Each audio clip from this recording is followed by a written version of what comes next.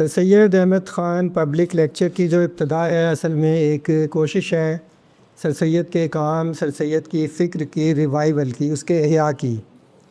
اور اگر پاکستان بننے کے بعد شروع سے سر سید احمد خان کی فکر کو، ان کے افکار کو قبول کیا گیا ہوتا تو آج جو کچھ پاکستان میں ہو رہا ہے غالباً وہ نہ ہو رہا ہوتا۔ جو آپ کے ذہنوں میں پہلے سے جو تصورات ہیں، نظریات ہیں، ان سے تھوڑی دیر کے لیے اپنے آپ کو ڈیٹیچ کر لیں، کیونکہ کسی بھی چیز کو سمجھنے کے لیے بہت ضروری ہوتا ہے کہ آپ باقی چیزوں کو تھوڑا سا پیچھے چھوڑ دیں۔ میرا جو پی ایچ ڈی کا تھیسس ہے وہ بھی سر سید کے بارے میں تھا، اور وہ 2000 میں کمپلیٹ ہو گیا تھا۔ تو اس وقت سمجھیں جو کام جو میں نے کیا تھا اس میں سر سید کی جتنی بھی رائٹنگز ہو سکتی تھیں اویلیبل، اور میرا خیال ہے شاید تقریباً ساری کی ساری اس میں شامل تھیں، وہ میں نے پڑھی اور ان پہ کام کیا 25 ایئرز۔ تو یہ میرے ذہن میں ایک پروسیس چلتا رہا سر سید کی رائٹنگز کو، ان کے افکار کو، ان کے کام کو، سر سید کی پرسنالٹی کو سمجھنے کا۔ اور یہ ایک طرح سے یہ جو تھیسس ہے، یہ جو لیکچر ہے، اس میں اسی سمجھے وہ جو پروسیس ہوا ہے 25 ایئرز میں سر سید کے افکار کو سمجھنے کا، تو اس کے نتائج آپ کو سامنے نظر آئیں گے۔ یہ کوئی علمی قسم کا خطبہ نہیں، ایک کوشش ہے اول تو سر سید کی یاد کو تازہ کرنے کی، اور دوم آج کے عہد میں فکر سر سید کی منہاجیات یعنی میتھڈالوجی کی اہمیت اور موضوعیت سے متعلق چند نکات کی تائید و توثیق کی۔ 19ویں صدی کے اس موڑ پر جہاں سر سید موجود تھے انہیں کیا کرنا چاہیے تھا۔ یہ لیکچر کوشش ہے اس بات کو سمجھنے کی کہ سر سید نے اپنے لیے کیا طے کیا۔ ہم ہر موقع پہ جہاں بھی موجود ہوتے ہیں، آپ یہاں موجود ہیں، آپ نے خود اپنے لیے طے کرنا ہے کہ آپ نے کیا کرنا ہے۔ یہ لیکچر سر سید کو سر سید کے آئینے میں سمجھنے کی ایک صحیح ہے، اور سر سید کی ایک نئی تفہیم کے نشانات کو سامنے لاتا ہے۔ اس میں کسی موضوعی اور ارتقائی ترتیب کو سامنے نہیں رکھا گیا، ہاں مگر یہ ایک نقطے پر مرتکز ہے، اور اس میں مختلف زاویوں سے بار بار اسی نقطے کی طرف واپسی ہوتی ہے، اور اسی نقطے کی تعبیر اور توضیح اس لیکچر کا ہدف ہے۔ اکتوبر 1999 میں سر سید کا 182واں یوم پیدائش تھا۔ تب ہفت روزہ زندگی میں میرا ایک کالم بعنوان سر سید تنہا شائع ہوا۔ اس کے کچھ حصے ملاحظہ کیجیے۔ پاکستان میں ابتدا ہی سے سر سید کو تاکہ نسیاں کی زینت بنانے کے ساتھ ساتھ ان نظر انداز کرنے کی صحیح بھی اپنائی گئی، پالیسی بھی اپنائی گئی، لیکن حیرانی کی بات ہے کہ اس کے باوجود سر سید دشمنی اور سر سید دشمن فکر گاہے گاہے آدم بو کا شور مچاتی رہی ہے۔ دانشوروں کے کچھ گروہوں کا روزگار تو سر سید اور ان کے مکتب کی تنقیص و تردید سے وابستہ تھا اور ہے۔ آپ اسے معاشی روزگار نہ کہیں، فکری روزگار کا نام دے لیں۔ اس میں محمد حسن عسکری، سلیم احمد وغیرہ شامل تھے، اور ڈاکٹر ظفر حسن، ڈاکٹر ابو سلمان شاہجہاں پوری وغیرہ شامل ہیں۔ یہ 1999 کی بات ہے۔ علاوہ ازیں ایک اور صاحب ضیاء الدین لاہوری نے بنام سر سید بہت شہرت پائی۔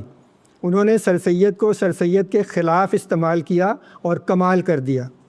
اس صورتحال سے اتنی بات سمجھنا کوئی زیادہ مشکل نہیں ہے کہ ان افراد کو سر سید اور ان کی فکر سے کوئی امکانی خطرہ محسوس ہوتا ہے، تبھی تو یہ ان کا چرچا نہ ہونے کے باوجود اپنے طور پر اس کی پیش بندی میں منہمک ہیں۔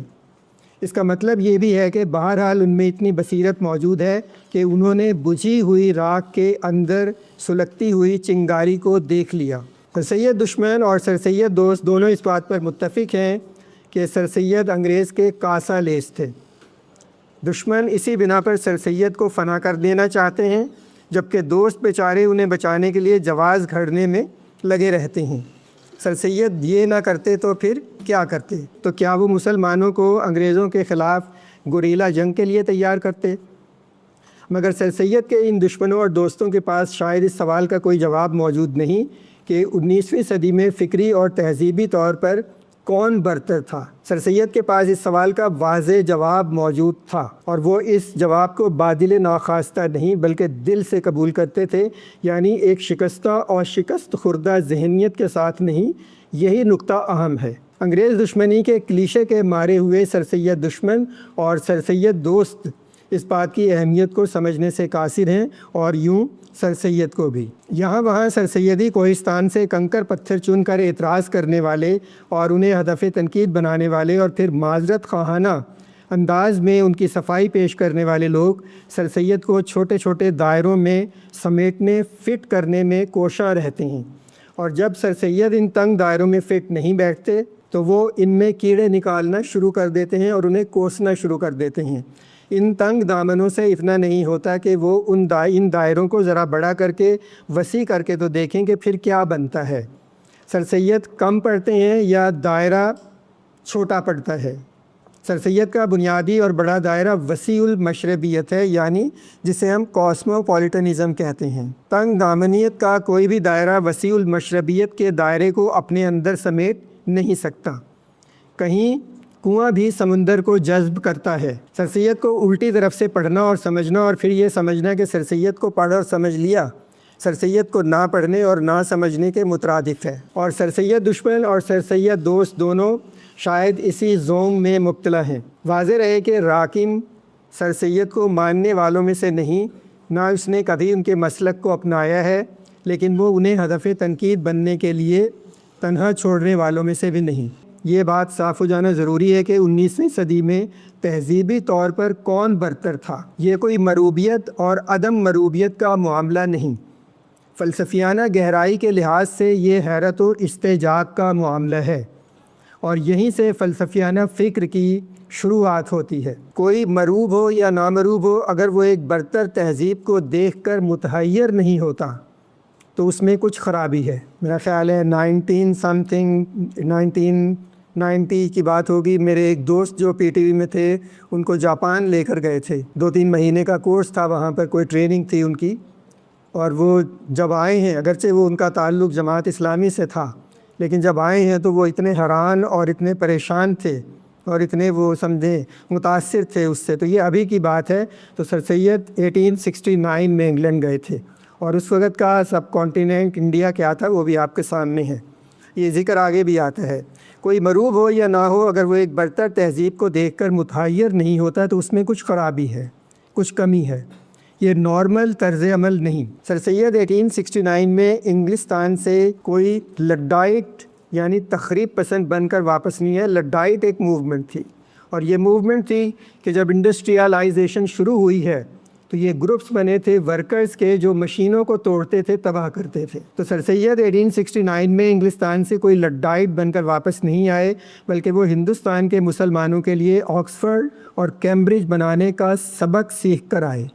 یہ نارمل طرز عمل ہے۔ اگر کوئی بہتر اور برتر ہے تو اسے بہتر اور برتر ماننا ہوگا، نہ ماننے کا نقصان نہ ماننے والے کو ہوگا، اور اجتماعی حسد اور تعصب اسی کا مقدر بنیں گے۔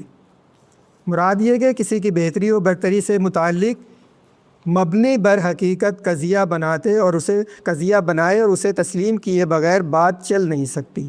یہ نہایت اہم قضیہ ہے، اسے مانے اور سمجھے بغیر آگے بڑھا ہی نہیں جا سکتا۔ جو لوگ اسے مانے اور سمجھے بغیر آگے بڑھنا چاہتے ہیں یا یہ دعویٰ کرتے ہیں کہ وہ آگے بڑھ گئے ہیں، پیچھے مڑ کر دیکھ لیجئے وہ کہاں کھڑے ہیں اور کہاں پہنچے ہیں۔ یہاں مجھے دانشور یاد آتے ہیں جو اپنے اپنے تعصب کے گٹھڑ اٹھائے پھرتے ہیں اور چاہتے ہیں کہ لوگ ان کے پیچھے چلیں اور پیچھے کی طرف چلیں۔ کیوں بھائی آپ کے پیچھے کیوں چلیں؟ آپ کی سمجھ بوجھ اور فہم آپ کو مبارک ہو، اور اس حقیقت کو جھٹلایا نہیں جا سکتا کہ جب زندہ رہنے کا ایک ڈھنگ بن جاتا ہے، یعنی ایک معاشرتی و ثقافتی اور معاشی ڈھنگ، تو اکثریت اسی ڈھنگ پر زندہ رہتی ہے، زندہ رہنا چاہتی ہے۔ محترم دانشور، آپ کچھ لوگوں کو پیچھے لے جا سکتے ہیں یا پیچھے رکھ سکتے ہیں، مگر اکثریت کو نہیں۔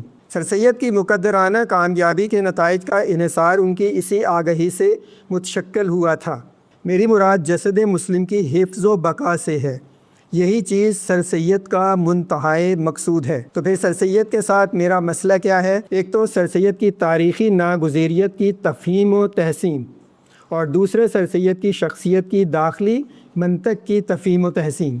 مجھے پہلے ہی یہ بھی اقرار کر لینا چاہیے کہ سر سید کی مذہبی فکر سے تعرض کا میرا کوئی ارادہ نہیں۔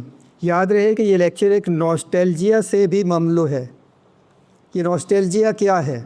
کچھ یوں سمجھ لیجئے کہ جب ایک راہ سجائی دے گئی تو پھر وہ نظر سے اوجھل کیوں ہوئی، ذہن سے محو کیسے ہو گئی، کس نے گمراہ کیا، وہ راستہ کیسے بھولا گیا، کیسے بھلا دیا گیا، کیوں بھلا دیا گیا، کراہے کیسے پڑ گئے۔ یہ لکھتے ہوئے میرا ذہن فوراً ایک مکتب فکر کی طرف مبذول ہوتا ہے۔ ایک وقت تھا جب میں نے تحقیق کا بیڑا اٹھایا۔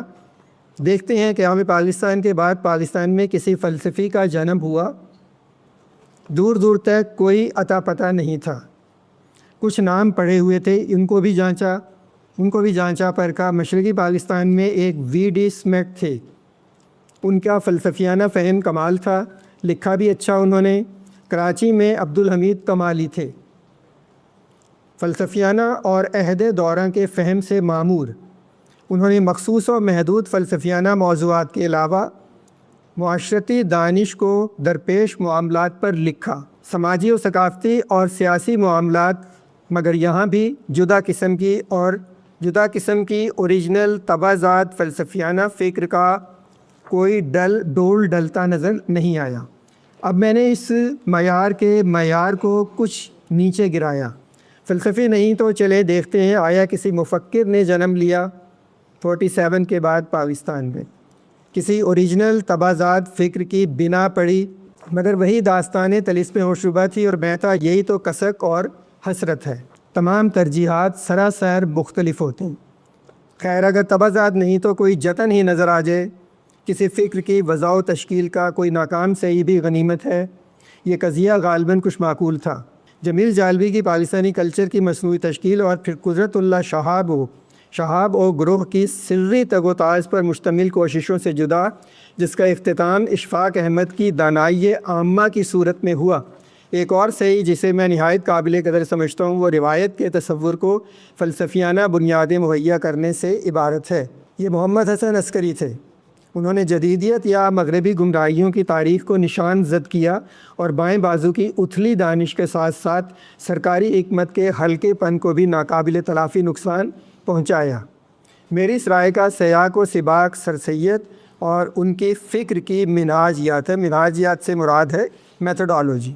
محمد حسن عسکری نے سر سید کے ساتھ وہ کچھ کرنا چاہا جو امام غزالی نے ابن رشد کے ساتھ کیا تھا۔ محمد حسن عسکری خاصے کامیاب ٹھہرے، بگرنا سر سید پر آج اس نوع کے لیکچر کی حاجت پیش نہ آتی۔ مجھے بلا عذری یہ تسلیم ہے کہ محمد حسن عسکری نے ایک فکر کی تشکیل کی صحیح کی، اور جب بھی کوئی دانا کسی فکری مہم کا ارادہ باندھتا ہے تو اس کے سامنے ایک تناظر موجود ہوتا ہے، ایک پرسپیکٹیو ہوتا ہے، یعنی وہ کسی خاص فکر یا فلسفے یا کسی راہ عمل کا رد و استرداد کرنا چاہتا ہے اور اسی غرض سے ایک نئی فکر کو وضع کرتا ہے۔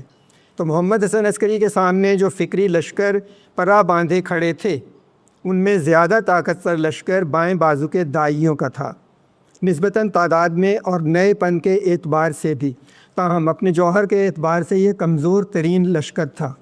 میں محمد حسن عسکری کی فکر کو دائیں بازو کے خانے میں نہیں رکھتا۔ میرے خیال میں جو لوگ ایسا کرتے ہیں ان میں محمد حسن عسکری سے مقابلہ کرنے کی سکت نہیں۔ بائیں بازو ان کی فکر کو مذہبی یا سری کہہ کر اس سے دامن بچا گیا۔ سرکاری فکر کا کلی زور سیاسی جہت پر تھا۔ یہ ایوب کے دور کا پروجیکٹ تھا، پاکستانی کلچر کو آرٹیفیشلی بلڈ کرنے کا۔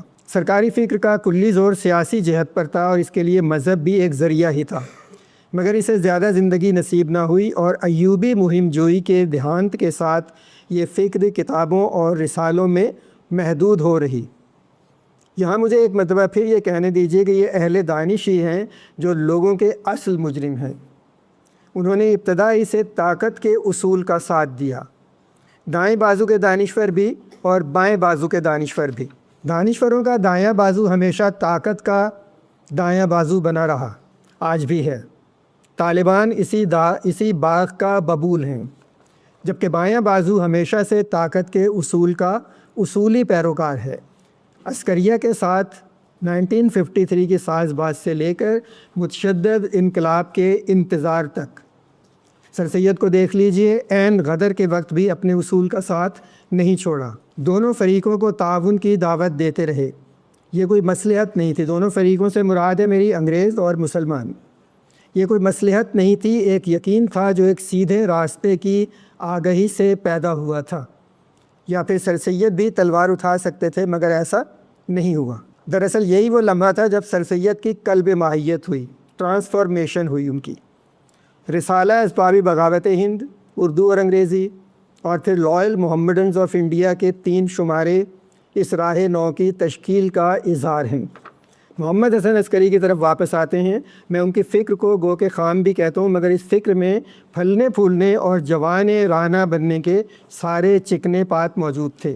سر سید پر کام کرنے سے پہلے میں نے محمد حسن عسکری کی فکر کی جانچ کا کام سنبھالا تھا، وہ ابھی تک ادھورا پڑا ہے، یہاں اس کی طرف اشارہ کرنا چاہوں گا۔ محمد حسن عسکری نے 2 چیزوں کو ایک دوسرے کے مقابل رکھا، بلکہ یوں کہنا چاہیے کہ ایک دوسرے کے مد مقابل رکھا۔ انہیں تصورات کہہ لیجئے یا مقولات کہہ لیجئے، یعنی روایت اور جدت، جکسٹا پوز کیا دونوں کانسیپٹس کو۔ روایت اور جدت، خود روایت کا ساتھ دیا اور اس کے ساتھ ہو لیے، جو بھی اس سمت میں جا رہا تھا اس کے ساتھ چل پڑے، جیسے کہ رہنے گروں مغربی جدیدیت پر گمراہی کا حکم لگایا۔ میرا استدلال یہ تھا کہ ان دونوں کے بیچ، یعنی روایت اور جدت کے بیچ، یہ مقابلہ اور محاربہ غلط ہے، یہ معمولے کو شہباز سے لڑا دینے کے مترادف ہے۔ مگر میں تسلیم کرتا ہوں کہ ایسا کرنا ناممکنات میں سے نہیں۔ اقبال نے بھی تو لڑایا، محمد حسن عسکری نے بھی ایسا کیا اور روایت کو جتایا۔ اس سباق میں نے جدت کو شہباز پر محمول کیا ہے، کیونکہ بالآخر ہر کسی کو جدید میں ڈھلنا ہے، ہر روایت جدت میں ڈھل جاتی ہے، یعنی گزرے کل کی جدت آنے والے کل کی روایت ٹھہرتی ہے۔ ایک اور بات، محمد حسن عسکری کے نزدیک بشمول دوسری چیزوں کے روایت سے سینہ بسینہ چلنے والی روایت بھی شامل ہے۔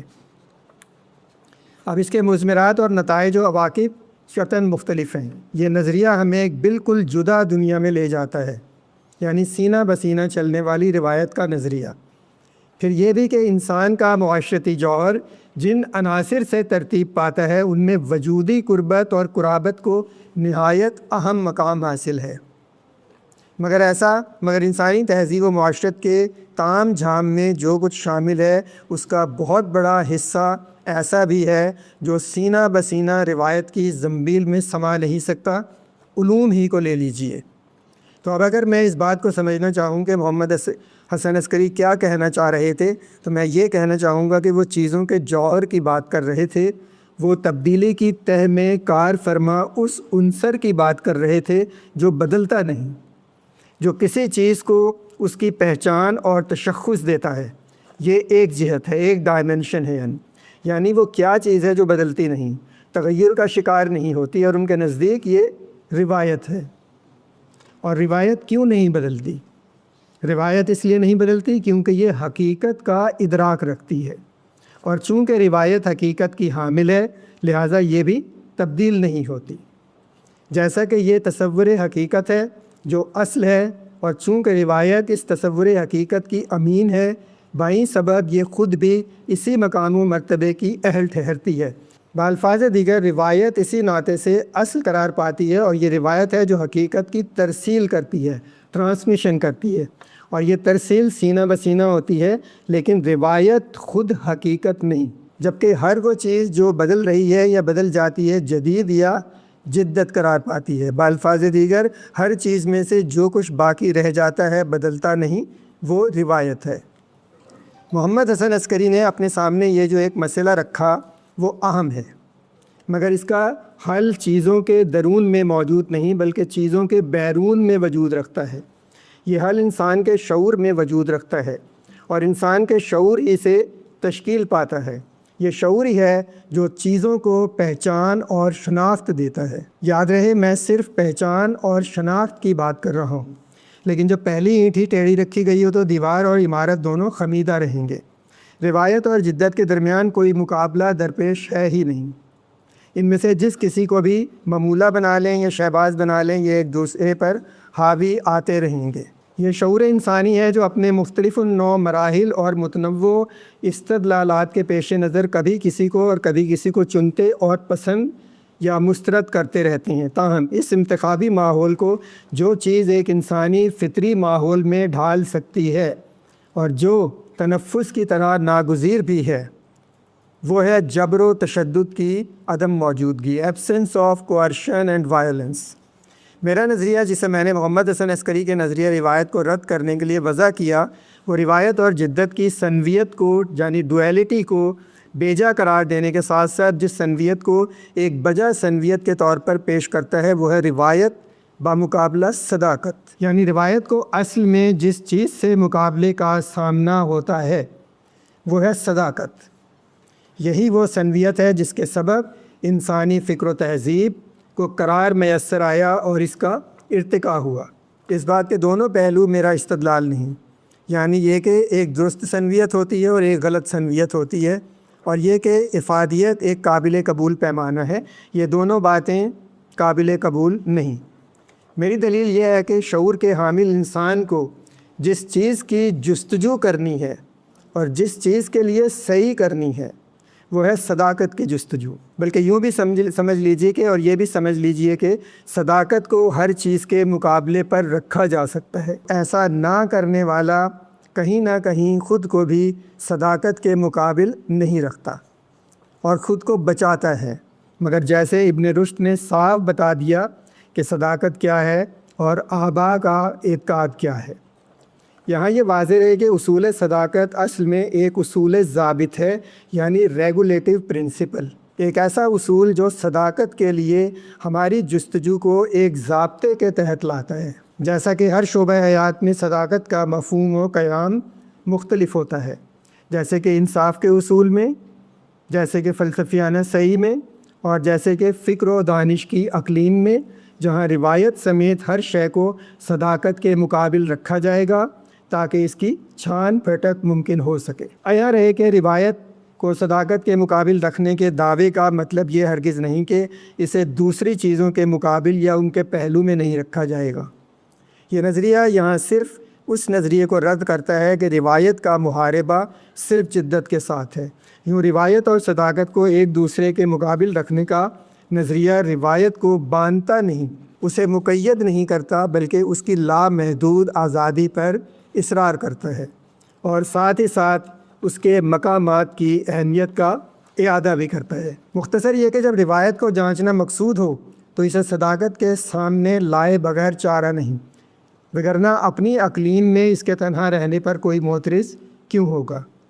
پاکستانی کلچر کو دانشورانہ کارخانوں میں جوڑنے بنانے کی جو کوششیں ہوئیں ان کا وہی انجام ہوا جو معاشرے کے اوپر سے مسلط کی جانے والی چیزوں کا ہوتا ہے۔ لیکن دریں صورت اس نقصان کو ٹالا نہیں جا سکتا جو اس نوع کی کوششوں کے سبب معاشروں کے فطری فکری ارتقاء کو پہنچاتا ہے، یعنی جو نقصان پہنچاتا ہے، ساتھ ہی ساتھ کلچر کو بھی۔ مزید برآں جیسا کہ یہ دلیل دی جاتی ہے کہ وزن کرنے والی ایک مشین خود اپنا وزن نہیں کر سکتی ہے، weighing machine can not way it self, تو اسے تولنے کے لیے ایک اور مشین درکار ہوتی ہے۔ تو یہ ہے کہ وہ مشین ایسے معیار اور پیمانے ہوتے ہیں جو خارجی اور معروضی ہوتے ہیں، ایکسٹرنل اینڈ آبجیکٹیو، داخلی اور موضوعی نہیں، انٹرنل اور سبجیکٹیو نہیں ہیں۔ اس بات کو دو قضایا کی صورت میں بھی بیان کیا جا سکتا ہے۔ پہلا قضیہ ہے ہر چیز قابل تنقید ہے، یعنی everything is open to criticism, اور دوسرا قضیہ یہ ہے پہلا قضیہ قابل تنقید ہے، یعنی first statement A is open to criticism. اصول صداقت اسی لیے کسی خاص صداقت کا نام نہیں بلکہ یہ صداقت کی مسلسل جانچ پرکھ کا نام ہے، اسی لیے اسے ہر چیز کے مقابل رکھا جاتا ہے کسوٹی کی حیثیت سے۔ یہی وہ انداز ہے جس میں صداقت کو صداقت کے مقابل رکھا جا سکتا ہے اور تولا جا سکتا ہے۔ یہی سبب ہے کہ محمد حسن عسکری نے روایت کو جانچنے کے لیے جو معیار وضع کیا وہ جدت تھا، اور جدت یا اس کا نظریہ یا اس سے متعلق نظریات مغربی جدیدیت کی تاریخ سے اخذ کیے اور انہیں گمراہ کن قرار دیا۔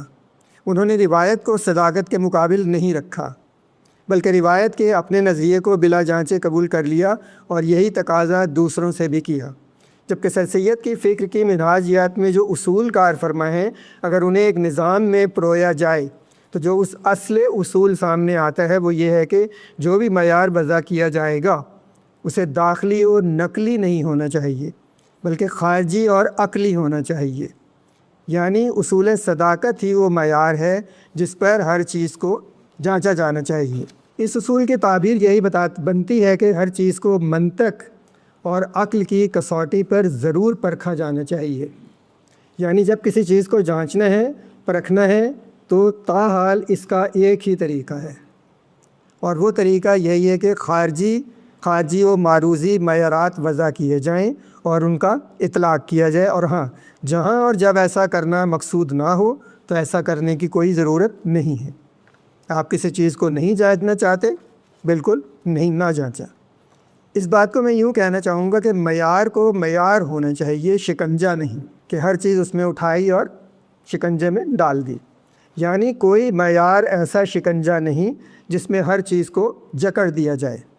تاہم جسے معیار المعیارات کہا جا سکتا ہے وہ یہی اصول صداقت ہے، یعنی پرنسپل آف ٹروتھ۔ یہاں یہ وضاحت ضروری ہے کہ سر سید کی منہاج یا جن اصولوں پر ایستادہ ہے وہ خارجی، معروضی اور عقلی ہیں، اور اس مفہوم میں سیکولر بھی کہ وہ لا دینی نہیں بلکہ غیر دینی ہوں، اور ہاں یہ وہاں اور اس وقت غیر دینی ہے جہاں اور جب کسی جانچ پرکھ کا معاملہ درپیش آ جائے، وگرنہ یہ معیارات اپنے کام سے کام رکھتے ہیں۔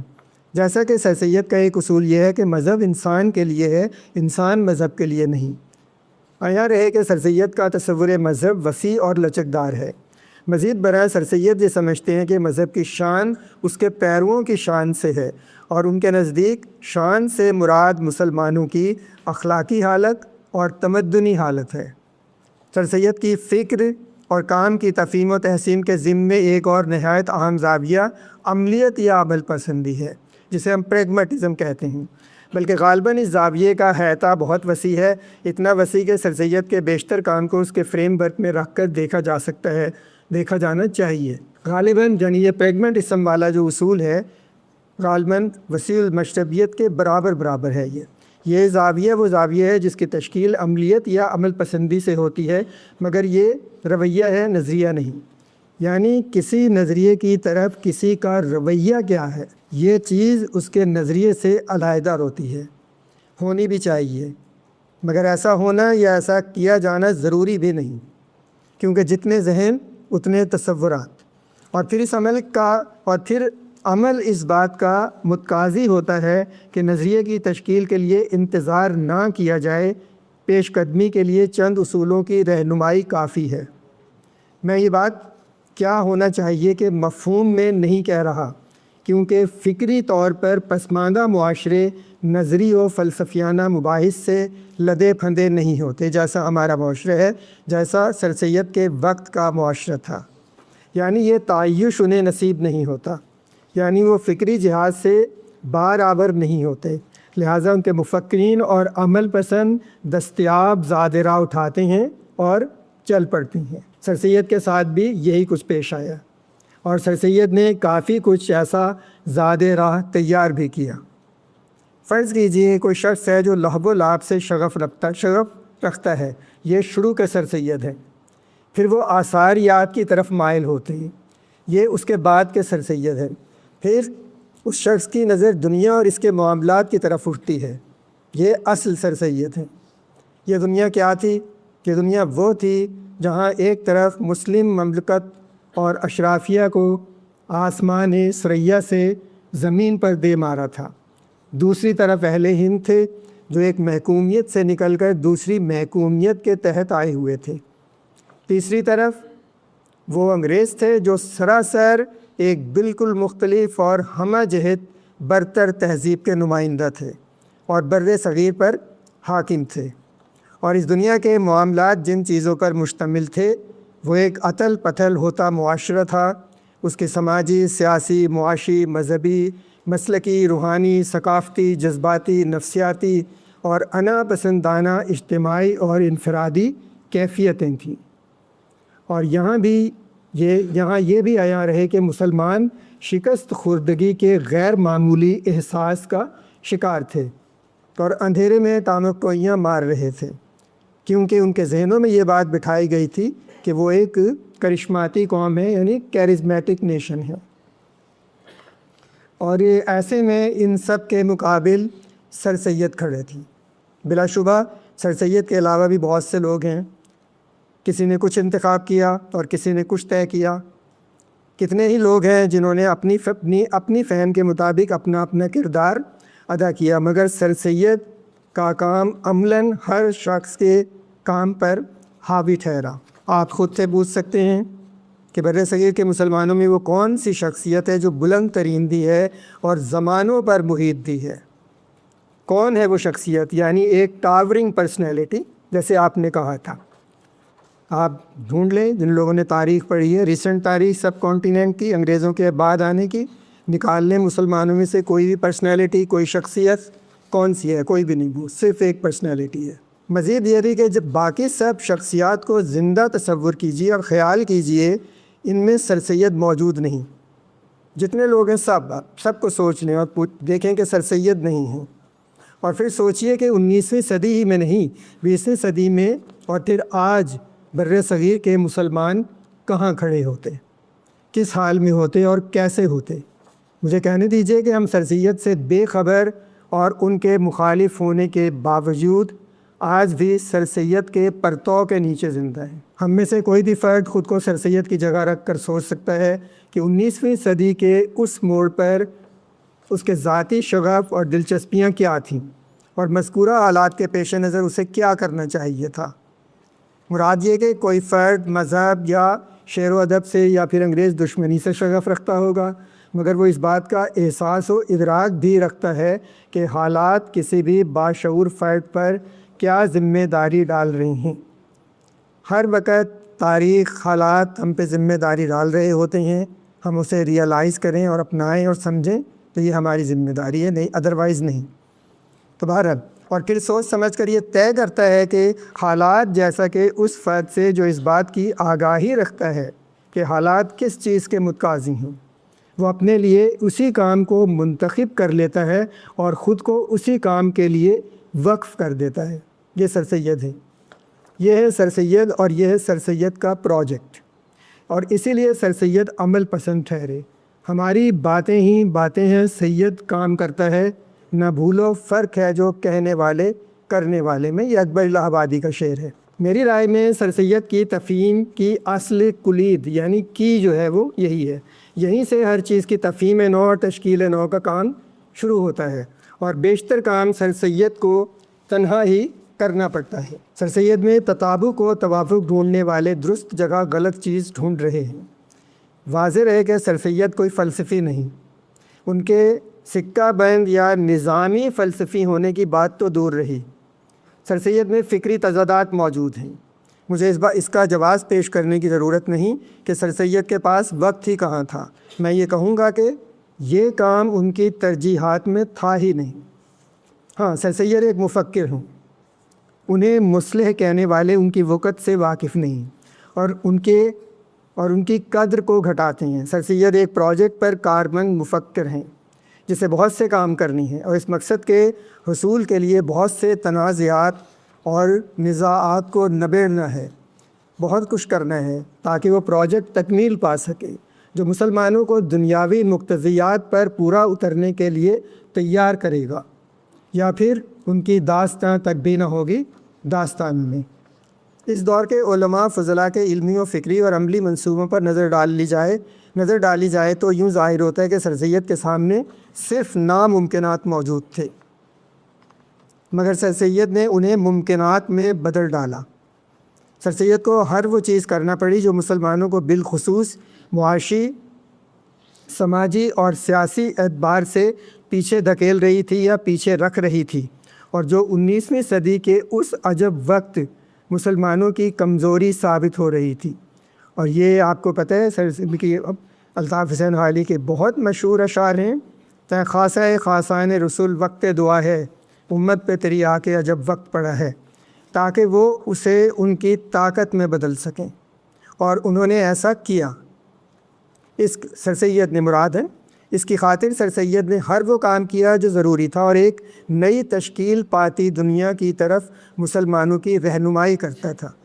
نہ صرف معاشیات و سماجیات، نہ صرف علوم اور سائنس، نہ صرف لسان و زبان، نہ صرف تہذیب و اخلاق، نہ صرف دینیات و مذہبیات، بلکہ ہر وہ چیز سر سید کے پروجیکٹ کا حصہ بنی جو ان کے پروجیکٹ کے مقاصد کو آگے بڑھا سکتی تھی۔ کوئی ہے جو اس انتخاب کی داد دے سکتا ہو؟ چلتے ہیں تو طے ہوتا ہے راستہ، ورنہ یوں ہی پڑا رہتا ہے راستہ۔ سر سید کو انگریزوں کا وفادار قرار دینا یا جیسا کہ ان پر حکومت انگلیشیا کی برکات کے گن گانے کا بہتان دھرنا بہت چھوٹی بات ہی ہے۔ حقیقت یہ ہے کہ ایسی باتیں کرنے والے آج اسی شاخ نازک پر بیٹھے ہیں وہ جس کی جڑیں کاٹ رہے تھے۔ اس درخت کو سر سید نے ہی بچایا اور سینچا۔ یہ محض انگریزوں یا کسی کی وفاداری کا معاملہ نہیں، بلکہ ایک طریقے فکر کی تشکیل کا معاملہ ہے، اور یہ سر سید کے اسی پروجیکٹ کا حصہ ہے جو مسلمانوں کو اپنے داخل میں گھس بیٹھنے کے بجائے خارج اور باہر کی روشن دنیا کی طرف لانا چاہتا تھا، جبکہ وہ اڑیل بیل کی طرح انہی پر حملہ آور تھے۔ یعنی یہ وہی منہاجیاتی معاملہ ہے، میتھڈولوجیکل ایشو ہے، اور بقائے باہم کی روح اس کا مغز ہے۔ یہی بقائے باہم ہے جو جبر و تشدد کو منہا کرتی ہے اور انسانی معاشرتی ماحول کو ایک فطری آزادی سے روشناس کرتی ہے۔ سر سید کی منہاجیات اسی رویے اور اس پر مبنی بقائے باہم کی کو تقویت دیتی ہے۔ جب ان منہاجیاتی اصولوں کو سماجی اور سیاسی اقالیم میں اتارا جاتا ہے تو ان کی اہمیت دو چند ہو جاتی ہے۔ جیسا کہ سر سید نے کہا، ہمارا یہ ہندوستان دو طرح کے لوگوں سے بسا ہے، ہندو اور مسلمان۔ اس کے ساتھ ان دونوں کا تعلق اس طرح کا ہے جیسا ایک جسم کا دل اور دماغ کے ساتھ ہوتا ہے، یا وہ دونوں کو اپنی دو آنکھوں کی طرح قرار دیتے ہیں۔ میں سر سید کی اس بات کو ایک حقیقت کے طور پہ نہیں بلکہ صرف اور صرف ایک مثال کے طور پر سامنے لا رہا ہوں۔ یہ اس بات کی مثال ہے کہ ایک اصول سماجیات اور سیاسیات میں کیسے ظہور کرتا ہے۔ سر سید نے 1857 کی بغاوت کے بعد جو کتابچہ لکھا اور انگریزوں تک پہنچایا، وہ بتاتا ہے کہ وہ بقائے باہم کے اصول کو کس طرح عمل میں لا سکتے تھے۔ سر سید نہ صرف عمل پسند تھے بلکہ وہ امید پسند بھی تھے، آپٹیمسٹ تھے۔ پیسہ وہ شکست و فتح کی اصطلاحات سے بلند ہو کر سوچتے تھے۔ یہ بات ضروری ہے سمجھنا ہمیں کہ ہم شکست و فتح کی اصطلاحات میں پھنسے رہیں گے تو شاید ہم آگے نہیں بڑھ سکیں گے۔ سر سید شکست و فتح کی اصطلاحات سے بلند ہو کر سوچتے تھے اور اسی لیے عمل پسند بن سکے، جبکہ ان کے مقابلے میں باقی شخصیات شکست و فتح کی اصطلاحات اور یوں ماضی پسندی کی اسیر ہو کر رہ گئیں، جبکہ سر سید میں عظمت رفتہ کی بازیافت کے آثار نہ ہونے کے برابر ہیں۔ یہاں مجھے حالیہ تاریخ سے رجوع لانا ہے۔ مارچ 2019 میں بالکل ریسنٹ واقعہ ہے، جب نیوزی لینڈ میں مسلمانوں کی 2 مساجد پر حملے ہوئے اور ان میں کوئی 51 مسلمان جان سے ہاتھ دھو بیٹھے اور درجنوں زخمی ہوئے، تو وہاں کی وزیر اعظم جسنڈا آرڈرن کا طرز عمل لائق صد تحسین تھا، جسے مشرق کے ساتھ ساتھ مغرب میں بھی یکساں سراہا گیا۔ جسنڈا نے مسلمانوں کے دل موہ لیے تھے۔ انہی دنوں ایک صاحب دل مسلمان جو کسی یورپی ملک کے شہری تھے، سفر کر کے نیوزی لینڈ پہنچے، کوشش کی اور ان کی ملاقات وزیر اعظم جسنڈا آرڈرن سے ہو گئی۔ ان کا مقصد جسنڈا کو مشرف با اسلام ہونے کی دعوت دینا تھا۔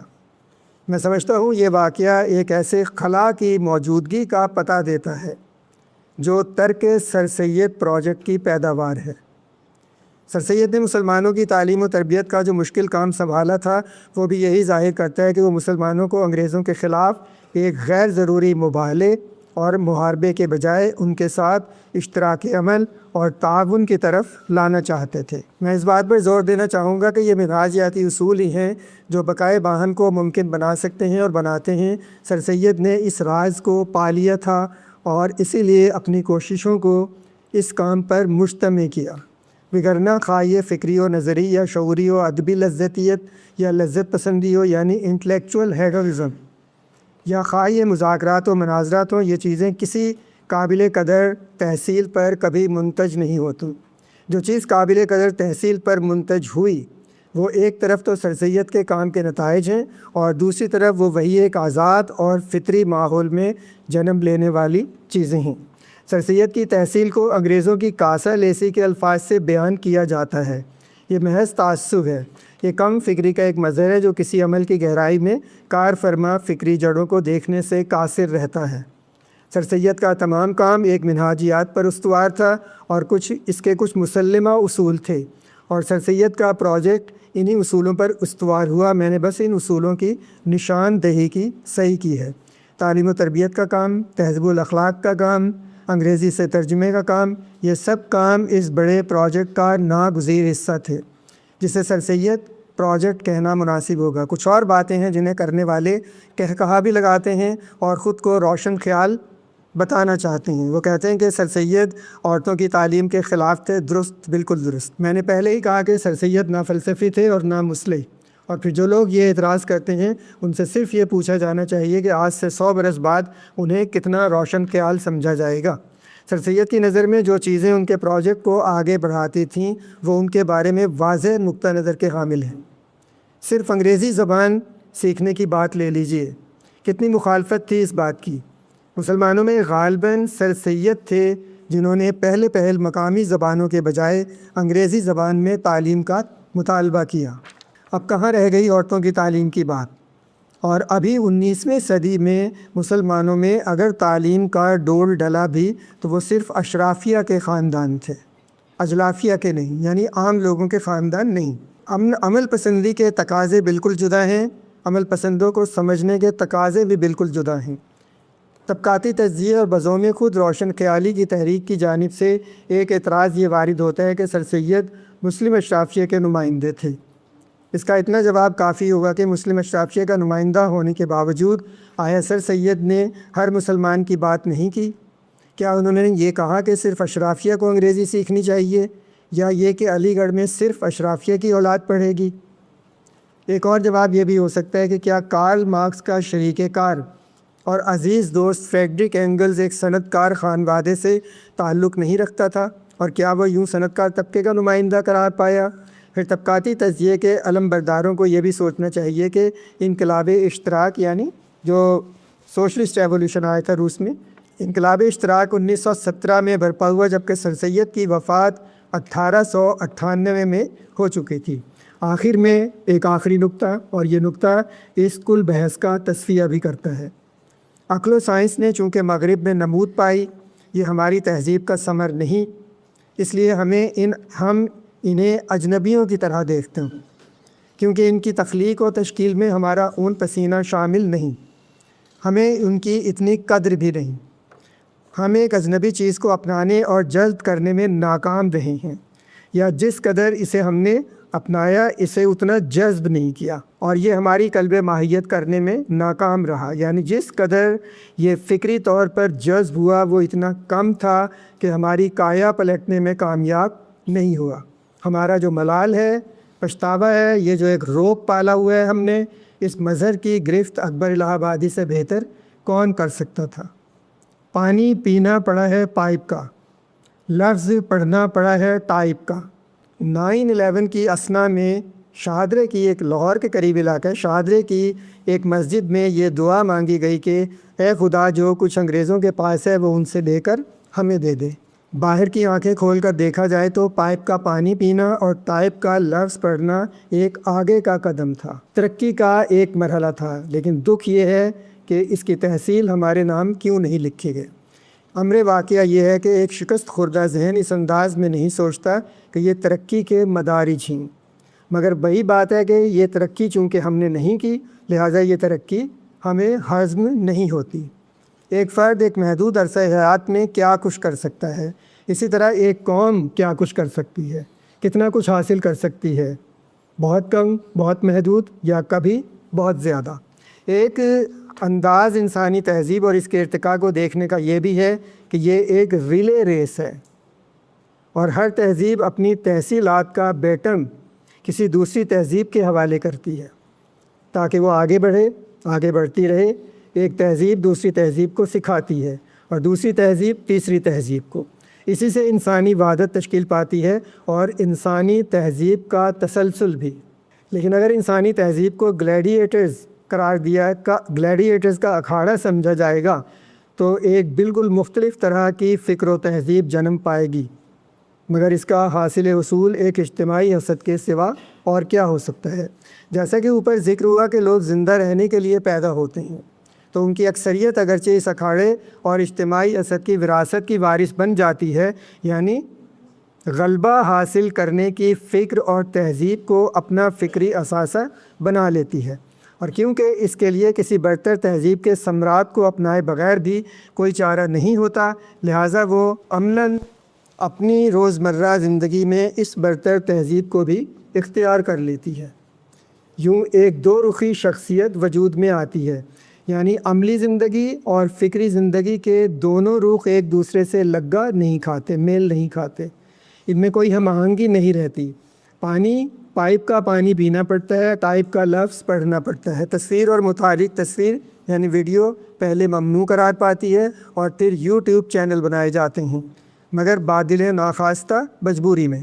جس چیز کو اختیار کہا جاتا ہے اسے اس چیز کی جڑیں کاٹنے کے لیے اختیار کیا جاتا ہے، اسے قبول کرنے کے لیے نہیں۔ اس کے تدارک کے متعدد حربے وضع کیے جاتے ہیں، یہ سب کچھ تو ہمارا کھویا ہوا اثاثہ ہے، یہ سب کچھ ہم سے چھین لیا گیا ہے، یہ سب ہمارا ہے مگر دوسروں نے اپنا لیا وغیرہ، مگر بات بنتی نہیں، طمانینت ذہن اور تسکین قلب میسر نہیں آتا۔ یہ اقبال کے کچھ شعر ہیں۔ دیگر کو ہے جہاں تاروں کی گردش تیز ہے ساقی، دل ہر ذرہ میں غوغائے رستہ خیز ہے ساقی، متاع دین و دانش لٹ گئی اللہ والوں کی، یہ کس کافر ادا کا غم زہے خوریز ہے ساقی، وہی دیرینہ بیماری وہی نہ محکمی دل کی، علاج اس کا وہی آب نشاط انگیز ہے ساقی۔ ہر زندہ و باشعور فرد کی زندگی میں محض مادی زندگی نہیں ہوتی، اس کے لیے ایک مابعد الطبیعہ میٹا فزکس ضروری ہے، اور پھر اس مابعد الطبیعہ سے اخذ ہونے والی ایک اخلاقیہ، یہ کم از کم کا پیکج، منیمم پیکج ہو، وگرنہ اور بہت کچھ درکار ہوتا ہے۔ سر سید نے جسد مسلم اور اس کی بقا کی جو بات کی تو وہ کم از کم دو چیزوں سے متشکل ہوتی ہے، اخلاقی حالت اور تمدنی حالت۔ اخلاقی حالت اصل میں مابعد الطبیعاتی حالت پر دلالت کرتی ہے، مراد یہ کہ جس اخلاقیات پر یقین رکھا اور عمل کیا جاتا ہے اس کا ماخذ و مابعد الطبیعات ہوتی ہے جس سے یہ اخلاقیات اخذ ہوتی ہے، اور تمدنی حالت وہی تہذیبی حالت ہے جو کسی قوم کے سماجی، معاشی، سیاسی وغیرہ حالات پر مشتمل ہوتی ہے۔ سر سید کو اس بات کا شدید احساس تھا کہ مسلمانوں کی دونوں حالتیں پسماندہ۔ وہ 1870 کی ایک تحریر میں لکھتے ہیں، 1870 کی تحریر ہے یہ، لکھتے ہیں کہ جب کسی عدالت میں کوئی ہندو گواہی دینے آتا ہے تو جج خواہ مسلمان ہی ہو اسے اس کی گواہی کی سچائی کے بارے میں سوچنا پڑتا ہے، اور جب کوئی مسلمان گواہ آتا ہے اور وہ اپنا نام بتاتا ہے تو جج کو قریب یہ یقین ہوتا ہے کہ وہ جھوٹ بولے گا اور غلط گواہی دے گا تاہاں کہ اس کی سچائی کا کوئی اور ثبوت مل نہ جائے۔ یہ بھی مسلمانوں کی اخلاقی حال اور تمدنی حالت کے بارے میں سر سید کا بیان ہے کہ دوسری قوموں کے تاجروں کی نسبت مسلمان تاجر کہیں زیادہ جھوٹ بولتے ہیں اور دھوکہ دیتے ہیں، اور ان کی نیت یہ ہوتی ہے کہ خریدار سے جتنی زیادہ قیمت وصول کی جا سکتی ہے کر لی جائے۔ سر سید کی 1898 میں ڈیتھ ہوتی ہے اور یہ 1895 کی ایک تحریر ہے۔ سر سید کی 1895 کی یہ تحریر اسی تمدنی حالت کو بیان کرتی ہے۔ تجارت میں لوگوں کی شمولیت کا انحصار متعدد عوامل پر ہے، ان میں سب سے اہم یہ ہے کہ وہ پوری طرح دیانتدار ہیں اور اپنی پوری سچائی کے ساتھ اپنے پیشے کی بڑھوتری اور توسیع پر متوجہ۔ میرے دوست معاف کریں گے اگر میں کہوں کہ مسلمانوں میں یہ خوبی شاید ہی پائی جاتی۔ ان دونوں حالتوں کو ہم آہنگ بنانا سر سید کے پروجیکٹ کا حصہ تھا، اور یہ بھی کہ ان دونوں میں ہم آہنگی کیسے پیدا کی جائے۔ اس ہم آہنگی کے وجود و عدل کی اہمیت کا اندازہ اس وقت ہوتا ہے جب یہ ہم آہنگی موجود نہ ہو۔ اس ہم آہنگی کی عدم موجودگی کا شاخ سانحہ ہے کہ اقبال کو بھی یہ اعتراف کرنا پڑا اپنی نوٹ بک یعنی جو سٹرے ریفلیکشنز ہے اقبال کی کتاب، اس میں کو لکھتے ہیں، ایک جگہ لکھتے ہیں، یہ 1914 کی بات ہے، دنیا کے تمام مسلمان کاموں میں سے ہندوستان کے مسلمان جہاں تک کردار کی بات ہے غالباً سب سے بڑھ کر مین ہے۔ مین کا میں نے اردو ترجمہ نہیں کیا، بہت سے ترجمے دستیاب ہیں تو میرے لیے انتخاب کرنا مشکل تھا اس نے۔ اور 1999 میں آ رہا ڈاکٹر اسرار احمد کہہ رہی ہیں کہ اس زمین پر منافق ترین قوم پاکستانی۔ سوال یہ ہے کہ ایسا کیوں ہے؟ آیا یہ کوئی ڈی این اے کا نقص ہے یہ کوئی انجینئرنگ کی خرابی ہے؟ سر سید کی رائے میں یہ فکری انجینئرنگ کی خرابی ہے، یعنی سافٹ ویئر اور ہارڈ ویئر کا ہم آہنگ نہ ہونا ہے۔ واضح ہے کہ سر سید کو پورا کر لیجئے اور یہ قضایا خود بخود سامنے آ جائیں گے، اور یہ بھی کہ یہاں وہاں سر سید میں اس نوع کے شذرات فکر بکھرے پڑے ہیں، جنہیں فکری انکیوبیٹر میں رکھا جائے تو وہ قطعی مقولوں کی صورت اختیار کر لیے۔ بالفاظ دیگر اسے فکر و عمل میں توافق و تطابق کے فقدان کا نام بھی دیا جا سکتا ہے، یعنی قول و فعل کا تضاد۔ سمپلی مراد یہ کہ ذہن و جسد کی ناہمواریت، خیالات ہمارے کچھ اور ہیں، جسم ہمارا کچھ اور کر رہے، پریکٹیکلی کچھ اور ہیں۔ عملاً مغربیت کی قبولیت اور فکراً اس کا رد، یعنی ایک تہذیبی باغ کے ثمرات کو سمیٹ لینا جبکہ اس تہذیبی باغ کے درختوں کو کاٹ دیں، اور پھر یہ کہ جتنے حل تجویز کیے گئے وہ حل ثابت نہیں ہوئے بلکہ مرض بڑھتا گیا جوں دوا کی، اور آخر کار ہوا یہ کہ یہ سب حل خود مسئلہ بن گئے۔ پیچیدگی اتنا بڑھی کہ ہم ایک نفسیاتی وجود بن کر رہ گئے، ایک ایسا نفسیاتی وجود جو خود کو مریض نہیں سمجھتا ہے، جسے سائیکوٹک کہتے ہیں سائیکالوجی میں، جسے خود بھی یہ ریئلائزیشن نہیں ہوتی کہ وہ ایک نفسیاتی مریض ہے۔ جیسا کہ اوپر ایک ملال کا ذکر ہے، یہ ملال، یہ دکھ یہی ہے کہ سر سید نے ایک راستہ دیکھا اور دکھایا، مگر ہم نے اسے زیادہ راہ نہیں بنایا اور عظمت رفتہ کی بازیاب کا پرچم اٹھا کر ایک اور راہ پر چل پڑے۔